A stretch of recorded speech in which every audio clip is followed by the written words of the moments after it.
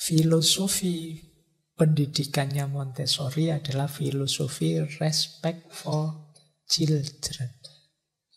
Menghormati, menghargai anak-anak. Jadi kenapa sih Pak kok senjelimet itu, seruwet itu mau mendidik anak saja kok sudah? Tidak, karena kita menghargai dia sebagai manusia. Jangan perlakukan mereka seperti barang, seperti mesin yang kita apa-apain manut, seperti HP yang kita pejet apanya saja dia tidak bisa melawan. Mereka juga manusia. Sudah punya keinginan, bisa nyaman, bisa tidak nyaman, meskipun masih anak-anak. Jadi respectful children itu memberikan penghormatan yang mendalam pada anak-anak. Anak-anak juga manusia. Kalau kita punya rumus sesama manusia, saling menyayangi, saling menghargai, saling menghormati, kepada anak-anak juga begitu. Bentuk penghormatannya seperti apa? Antara lain, kita hargai keunikannya. Ini agak sulit, kadang-kadang masyarakat itu unik dan berbeda dianggap melawan, dianggap menyalahi, dianggap salah jalan. Setiap anak punya keunikannya masing-masing. Kamu itu ya orang tuanya, bapaknya guru, ibunya guru. Kamu kok malah tidak mau jadi guru, kamu pengen jadi petani saja misalnya kan itu. Dianggap, tapi mungkin saja dia memang cinta tanaman. Tapi kita ngertinya yo mbok yo jadi guru, kadang keluarganya kan begitu. Kita ini turun-temurun guru semua loh. Saya pernah ngalami yang begitu. Dasar daripada prinsip respek atau menghormati anak-anak sebagai manusia merupakan filosofi pendidikan Montessori. Dengan menggunakan pendekatan ini menekankan pentingnya memberikan penghargaan mendalam pada anak-anak, menghindari perlakuan mereka sebagai barang atau mesin yang bisa diatur sesuai keinginan kita. Sebagaimana kita perlakukan perangkat seperti HP. Jadi jangan lakukan itu, karena itu hanya akan menyiksa anak-anak. Dengan menghormati anak-anak sebagai individu manusia yang memiliki keinginan dan kenyamanan mereka sendiri merupakan esensi dari filosofi ini.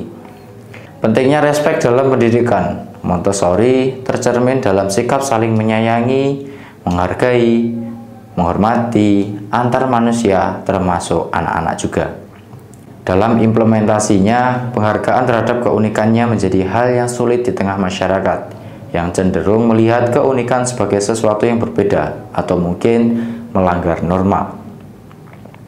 Dengan adanya filosofi Montessori mengajarkan kita untuk memahami dan menghargai keunikan setiap anak, menghindari penilaian yang mungkin merugikan dan membiarkan mereka mengembangkan potensi sesuai dengan yang diinginkan dengan hakikat yang dimilikinya. Dengan cara ini, filosofi Montessori menciptakan lingkungan pendidikan yang penuh dengan penghargaan dan dukungan terhadap perkembangan individual anak. Jadi, jangan terlalu mendidik anakmu dengan kasar ataupun dengan membanding-bandingkan mereka dengan anak yang lain. Karena hal itu akan merusak mental mereka dan membuat mereka menjadi menyerah ataupun menjadi individu yang introvert. Jangan rusak masa depan anakmu demi keinginanmu. Mereka punya hak tersendiri untuk berkembang dan menjadi apa yang mereka inginkan. Tetaplah menjadi orang tua yang dewasa dan bijak dalam mendidik anak.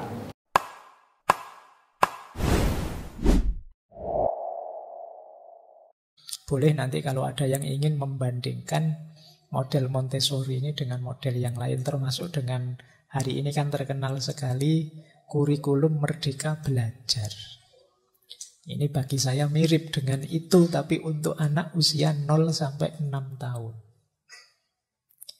Nah, itu bagi saya lebih penting diawali dari usia awal ini. Apa sih bentuk pendidikan metode Montessori itu?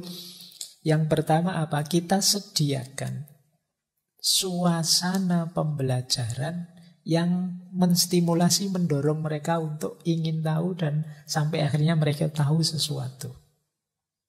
Biarkan anak-anak belajar dari lingkungannya, tapi lingkungannya ini kita kondisikan.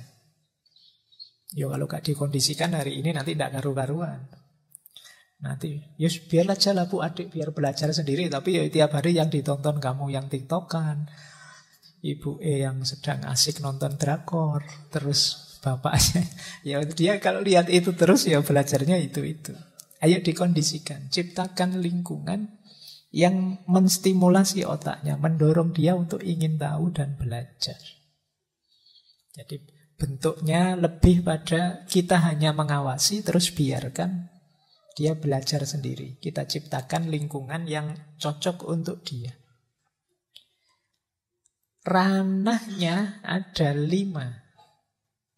Ini formalnya sebenarnya, ini prakteknya. Saya bilang tadi Montessori kan teorinya, metodenya banyak digunakan. Biasanya sekolah-sekolah yang pakai pendekatan Montessori itu menggarap 5 ranah ini. Ini bisa saja kalian imitasi di rumah kalian masing-masing. Boleh ciptakan rumah dengan model Montessori. Yang pertama apa? Practical life. Practical life itu ini sederhananya melatih mereka untuk mampu melakukan hal-hal praktis yang membuahkan kemandirian mereka. Latihan pakai baju sendiri misalnya, mandi sendiri dan lain sebagainya. Ini practical life. Makan sendiri. Jadi biar saja mungkin makan sendiri di awal terus makanannya jatuh semua, nasinya kececeran semua. Tidak apa-apa, pelan-pelan sampai di titik mereka bisa makan sendiri. Jangan dimarahi, biarkan dia eksplorasi. Biarkan dia ngerti betapa tidak nyamannya makan sambil kececeran. Sampai dia belajar kemudian, oh iya ini jangan sampai hati-hati, tidak kececeran. Ini practical life, sampai dia mandiri. Kadang-kadang kita kan tidak telaten, pinginnya bantu terus. Ya kalau dibantu terus ya dia tidak belajar. Siapa tahu nanti jadi ketergantungan. Mau apa-apa nunggu. Mau makan nunggu nanti kan disuapi. Kalau tidak disuapi akhirnya dia nangis. Karena dibiasakan dibantu. Yang kedua selain practical life adalah sensorial. Sensorial itu yang berhubungan dengan panca indera. Pendengaran, penglihatan, meraba, menyentuh, dan lain sebagainya. Optimalisasi panca indera yang dimiliki. Kemampuan pengelolaan pendayagunaan. Mungkin tentang warna, mungkin tentang mendengar ini, mendengar itu, dan lain sebagainya. Yang ketiga, matematika. Hitung-hitungan. Ini kan yang membuat kalian trauma gitu kan sampai hari ini. Karena matematika itu kalian belajarnya langsung masuk di kelas, dikasih rumus, disuruh menghafalkan, diminta menerapkan. Jadinya matematika itu selalu ngeri hafalan rumus mesti. Bisa dikondisikan familiaritas kedekatan dengan matematika sejak kecil. Hitung-hitungan. 1 piring tambah 1 piring jadi 2 piring. 1 sendok tambah 1 sendok jadi 2 sendok. Ini menarik. Oh banyak orang datang. Bedanya apa? Banyak sama sedikit. Bedanya. Ini kan fun matematikanya. Belajar dari lingkungan. Yang keempat ranahnya adalah cultural. Jadi tentang budaya. Lingkungan sekelilingnya. Ketemu orang yang lebih tua salim ya. Ketemu yang muda tidak boleh gegeran ya, cultural. Jadikan dia manusia yang berbudaya. Ngerti adatnya hidup. Dan yang kelima tentu saja bahasa. Bahkan kata Montessori yang diserap anak pertama itu biasanya bahasa. Yang anak belum bisa jalan, itu kan belum bisa ngomong banyak dan lain sebagainya, itu pendengarannya fungsi dulu, dia mendengarkan bahasa dulu. Makanya kalau lingkungannya isinya orang misuh-misuh terus, ya jangan heran, dan cara ngomong, diksi dan lain sebagainya niru. Mungkin tidak hanya kata-katanya, mungkin intonasinya juga begitu. Kenapa ya orang daerah sana kalau ngomong tinggi-tinggi, tinggi semua, jangan-jangan. Ya karena memang yang didengarkan itu. Atau yang daerah sini kok lembut-lembut. Dan rata-rata begitu semua ya, karena memang dia menyerap itu dari lingkungannya sejak anak-anak. Nah, mulai garap ranahnya. Saya tidak tahu kalau usia-usia kalian ini bisa tidak ya dimulai dari nol terus diajari lagi. Kayak anak kecil biar beres kok. Kelihatannya hidupmu banyak yang tidak beres. Ayo, kalau komputer itu di reset, diinstal ulang gitu ya biar jernih lagi. Kita mungkin terlalu banyak menyerap yang tidak beres. Tujuan utamanya apa? Discovery and liberation of child. Discovery itu menemukan. Kita temukan mutiara yang berharga dari anak ini. Kalau dalam bahasa agama, Allah tidak pernah menciptakan sesuatu, menghadirkan sesuatu itu sia-sia. Pasti sangat bernilai, pasti sangat penting, pasti sangat berharga. Tergantung kita bisa menemukannya atau tidak, menghidupkannya atau tidak. And liberation itu kita bebaskan dia sesuai potensinya. Tidak kita penjara dia dalam keinginan-keinginan kita, cita-cita kita, target kita, misi, ambisi kita. Biarkan dia dengan keinginannya, biarkan dia dengan keunikan, keistimewaannya. Jadi ini tujuannya itu, metode ini. Jadi anak tidak dibiasakan diatur-atur, dilarang-larang sejak kecil. Tapi dibiasakan mandiri. Memutuskan sendiri, memilih sendiri, mengerjakan apa-apa sendiri. Nah ini istilahnya discovery and liberation of child. Diharapkan nanti lahir anak yang mandiri, tanggap lingkungan, punya banyak kemampuan ini itu, disiplin, kreatif, mampu bersosialisasi. Nah, ini kalau diucapkan itu indah ya. Kalau ada anak kayak gini. Cuma ya prosesnya perlu sabar. Banyak di antara kita itu kan yang tidak sabar. Pinginnya instan terus. Gimana caranya Indonesia ini 2-3 tahun ke depan itu bisa pendidikannya melampaui? Tidak bisa. Harus ada step-step, tahapan-tahapannya. Jadi harus tahu ini dulu baru ini. Kalau sudah tercapai ini, target selanjutnya. Karena saya lihat kadang-kadang saya jadi dosen sekian tahun terakhir ini kurikulum itu ganti 3-4 kali. Saya tidak mempermasalahkan yang bagus yang mana. Insya Allah bagus semua. Cuma ganti kurikulum berapa kali pun ya saya ngajarnya ya gitu-gitu aja. Mungkin dosen yang lain, guru yang lain juga begitu. Karena ketika ganti kurikulum yang berubah administrasinya. Jadi bukan kualitas orientasinya. Jadi guru-guru mikirnya gimana cara bikin ini yang benar, cara bikin itu yang benar. Begitu masuk kelas ya kayak biasa. Nah ini yang mungkin perlu evaluasi. Jadi baik. Jadi kuncinya di tadi ya, discovery and liberation. Strateginya memberi kesempatan anak untuk bereksperimen, meneliti, menelaah, melakukan sesuatu. Salah ya tidak apa-apa, nanti diperbaiki lagi. Keliru ya tidak apa-apa, nanti diluruskan. Jadi, ya kalau kayak bahasa iklan itu loh, kalau tidak kotor kan tidak belajar. Jadi tidak apa-apa, kadang-kadang kotor-kotor, kadang-kadang merusak-merusak. Karena kadang anak kecil itu kan usil, latihan apa, terus dia ada gelas buat main-main pecah. Tapi kan paling tidak dari situ dia banyak belajar. Cuma kalau dibentak, dimarahi, mungkin setelah itu dia trauma. Tidak berani eksplorasi lagi. Biaya gelas pecah dengan biaya mentalnya yang pecah jauh. Makanya teman-teman, ayolah kita sabar, pelan-pelan. Nah, hasilnya nanti lebih detail lagi adalah yang pertama, aktualisasi dan optimalisasi potensi dan bakatnya. Dari situ kan kita tahu, oh ternyata anakku ini, adikku ini senang dengan elektronik. Buktinya apa? Ono HP dipreteli, ono radio dibongkar-bongkar, ono. Jangan-jangan dia memang bakatnya elektronik. Oh dia bakatnya nyanyi. Tiap hari menyanyi, terus tiap hari, itu kan ketahuan. Coba dilarang untuk sejak kecil. Alah, berisik. Dia baru mulai nyanyi kita marah-marah. Alah, mau diem. Ayo, dia mati potensi nyanyinya. Yang kedua, memberi motivasi belajar. Ini menarik. Banyak anak yang mungkin karena ambisi orang tuanya dipaksa ini, dipaksa itu.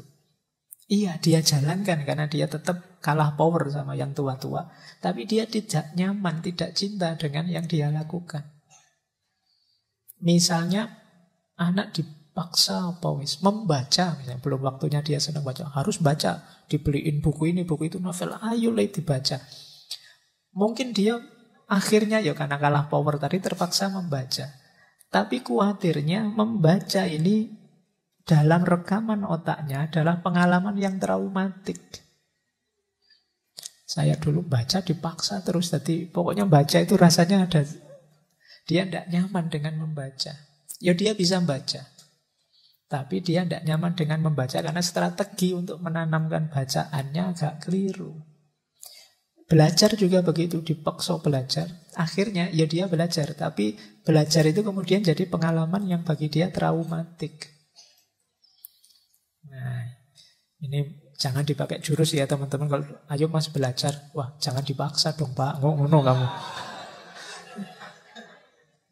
Jadi ya kalau kalian harus dipaksa, wis tua kamu. Kalau tidak belajar kapan lagi?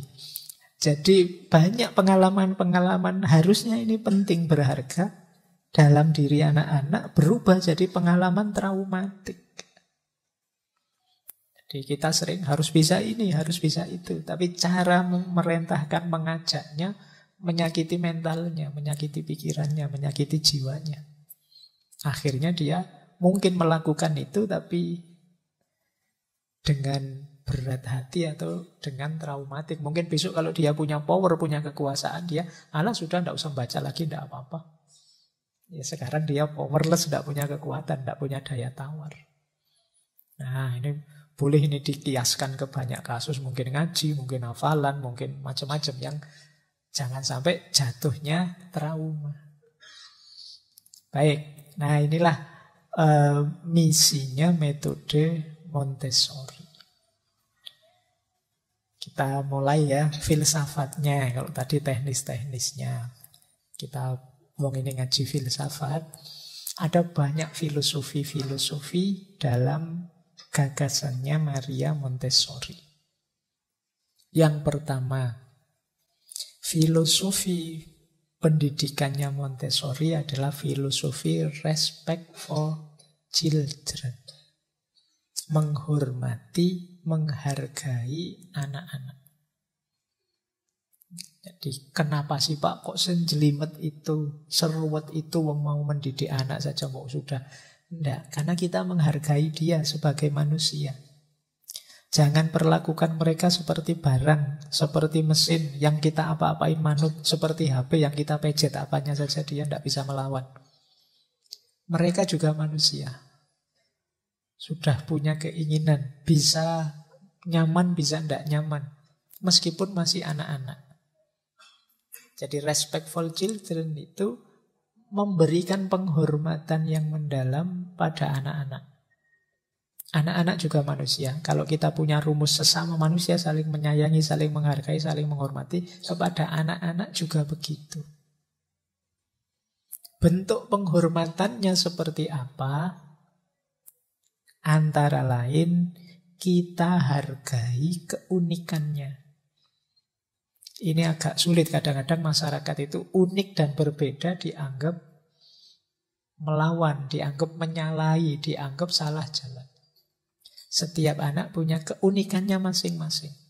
Kamu itu ya orang tuanya, bapaknya guru, ibunya guru. Kamu kok malah tidak mau jadi guru, kamu pengen jadi petani saja misalnya kan itu. Dianggap, tapi mungkin saja dia memang cinta tanaman. Tapi kita ngertinya yo mbok yo jadi guru, kadang keluarganya kan begitu. Kita ini turun temurun guru semua loh. Saya pernah ngalami yang begitu.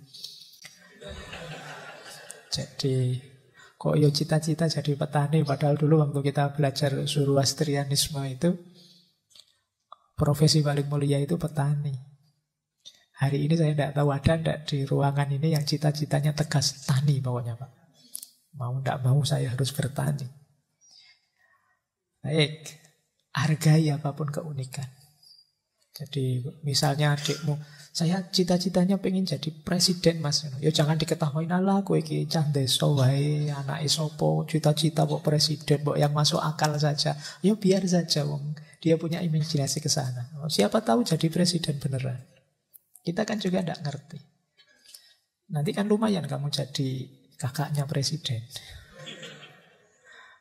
Baik, jadi hargai.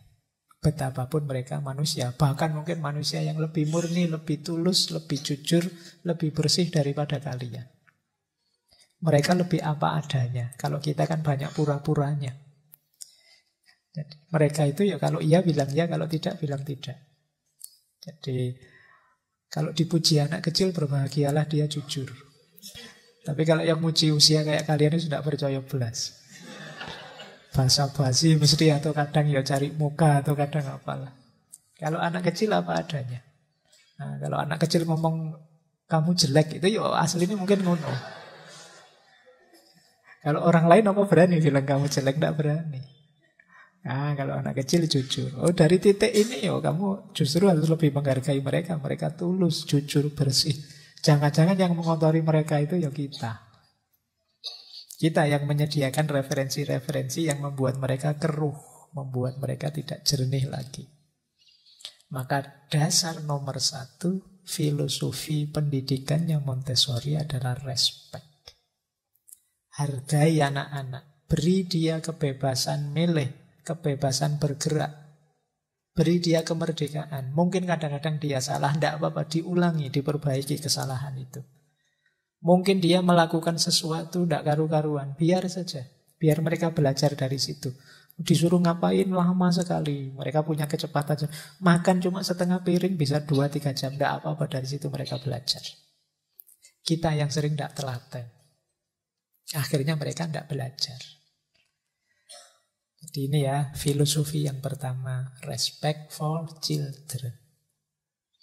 Nah, kenapa sih kita harus menghargai anak-anak? Ya sama seperti tadi asumsinya. Kata Montessori, orang dewasa harus membela anak-anak.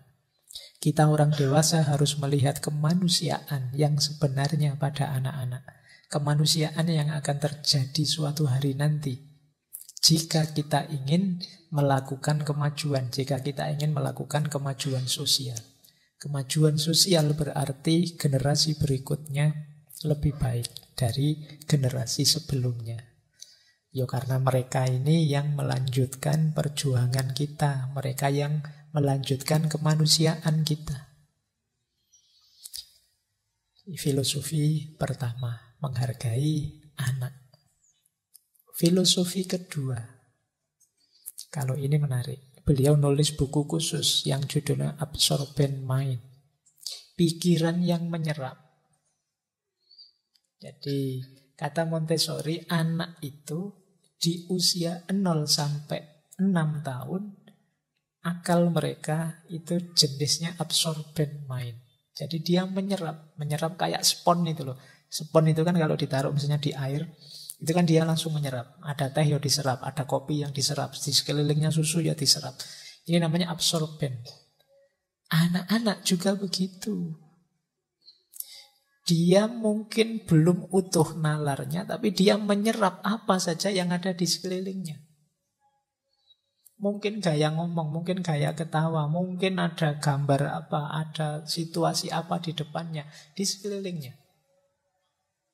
Ada enggak di sini teman-teman yang dulu waktu kecil mungkin memanggil neneknya ibu atau memanggil kakeknya bapak karena niru orang tuanya. Jadi karena ibunya manggil ibunya bu, anaknya niru, harusnya nenek, tapi dipanggilnya ibu juga. Kenapa niru? Lingkungan sekelilingnya. Apapun oleh anak itu ditiru. Itu yang disebut absorbent mind. Makanya tadi, ayo disediakan lingkungan yang positif untuk anak-anak kita. Karena begitu banyak hal negatif di sekeliling kita, yang terjadi apa? Ya itu yang diserap oleh mereka. Sering kan kita lihat video-video yang Mungkin agak memprihatinkan, ada anak kecil sudah ngerokok, sudah minuman keras. Saya kapan lihat itu sudah. Kenapa? Dia hanya niru budaya yang ada di sekelilingnya. Jadi lingkungan yang ada di sekeliling. Kalau lingkungannya isinya tiap hari orang maki-maki tiap hari, ya dia akan terlatih itu. Tiba-tiba kosakata makiannya banyak. Kenapa? Absorbent mind. Kamu masih kecil, mesu kok fase luar biasa le. Ayo, dia menyerap apa yang ada di sekelilingnya. Jadi pikiran penyerap. Ini filosofi kedua. Berarti apa? Jangan biarkan dia menyerap hal-hal yang tidak seharusnya dia serap. Siapkan, sediakan situasi biar dia menyerap yang baik-baik saja. Kalau kita tahu ada di wilayah penyerapan dia, kasih umpan yang baik-baik biar dia serap. Meskipun kalian suka misuh, kalau dekat adikmu ya istighfar, astagfirullah, subhanallah, itu biar dia dapatnya itu. Jadi tidak apa-apa. Kalau sudah mau misuh, mau marah, mana adikku, astagfirullah, subhanallah, keluarkan begitu. Biar apa? Biar dia dapatnya itu, meskipun dapatnya yang palsu dari kalian. Daripada dia menyerap yang jelek-jelek. Adikmu lihat, wah mas katanya sampean kuliah kok tiap hari rebahan saja, males-malesan saja. Yo kasih alasan apalah biar, oh ini mas ini tidak rebahan, ini baru zikir, baru tirakat. Jadi biar dia menyerapnya itu tirakat dan zikir, bukan males-malesan. Nah, mas kok pegang HP terus lihat apa tuh? Ngaji nih dik, belajar ini. Biar dia menyerapnya yang baik-baik lah. Karena pikirannya tajam. Mungkin dia tidak tanya, melihat saja. Tapi dia akan jadi koleksi, jadi referensi yang ada di kepalanya. Mungkin pada saatnya keluar. Dan kamu kaget. Adikku kok bisa itu ya? Adikku pintar sekali, sudah bisa joget. Ayo tiap hari lihat kamu tiktokan joget. Bisa sekarang. Atau kamu tidak tiktokan sih, kamu ya lihat itu terus. Kamu lihat HP terus, ya dia bisa. Yang ada di HP dia tiru. Maka perhatikan, hati-hati dengan absorbent mind ini. Dibandingkan yang diceramahkan, lebih masuk yang dia serap. Karena anak usia 0-6 itu daya tangkap, daya nalarnya mungkin belum terlalu utuh, belum terlalu tajam, tapi daya serapnya luar biasa. Jadi kalau sudah diserap itu jadi referensi di kepalanya sudah. Gaya hidup, gaya berpikir, watak, karakter, dan lain sebagainya dimulai sejak ini. Jadi kalau kalian ingin menciptakan seorang anak yang aktif atau sabar misalnya, tampakkan keaktifan dan kesabaran itu di sekelilingnya biar dia serap. Biar dia melihat itu, seperti ini hidup yang baik itu.